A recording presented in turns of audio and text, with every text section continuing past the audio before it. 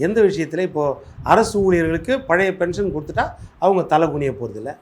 இப்போ போக்குவரத்து தொழிலாளர்களுக்கு ரிட்டையர்டு பென்ஷன் ரிட்டையர்டு ஓய்வூதியம் வாங்குறவங்க ஆயிரக்கணக்கான பேர் 6000 கோடி அவங்களுக்கு பென்ஷன் ரிட்டையர்மெண்ட் அமௌண்ட் கொடுக்கல சார். அதில் எவ்வளோ பேர் இறந்து போயிட்டான். 60 வயசுக்கு மேலே தன்னுடைய இறுதி காலத்தை ஓட்டினான். அந்த போக்குவரத்து தொழிலாளர் வேலை செய்யும்போது 16 மணி நேரம் வண்டியை ஓட்டினான். கண்டக்டர் வேலை செய்தான், மெக்கானிக் வேலை செய்தான். அவன் ரிட்டையர்ட் ஆகி வீட்டில் உட்காரும்போது ஒரு பொண்ணுக்கு கல்யாணம் பண்ணிடலாம், பையனுக்கு கல்யாணம் பண்ணிடலாம், இல்லை ஒரு ஏதாவது வீடு ஒரு சின்ன நிலம் வாங்கி வைக்கலாம் நம்முடைய கடைசி காலத்தில் அடுத்த தலைவிக்கு, இப்படி இருந்தாலும் அந்த ரிட்டையர்மெண்ட் பணத்தை நினச்சிருப்பான். அதை கொடுக்காமல் நிறுத்திட்டீங்கல்ல. இப்போ அதை கொடுத்துருந்தா அவன் தலை குனிய போகிறதில்ல. சரி, நீங்கள் ஆசிரியர்களுக்கு வேலை வாய்ப்பு 181வது வாக்குறுதி 187வது வாக்குறுதி இதை கொடுத்தீங்கல்ல. இடைநிலை ஆசிரியர்களுக்கு சம வேலைக்கு சம ஊதியம், ஈக்குவல் ரைட்ஸ், அதுதான் எல்லாருக்கும் ஒரே ஈக்குவல் சேலரி, அதுதான். அதை நிறைவேற்றி கொடுப்பேன். நீங்கள் நிறைவேற்றிட்டு அவன் தலை குனிய போகிறதில்ல.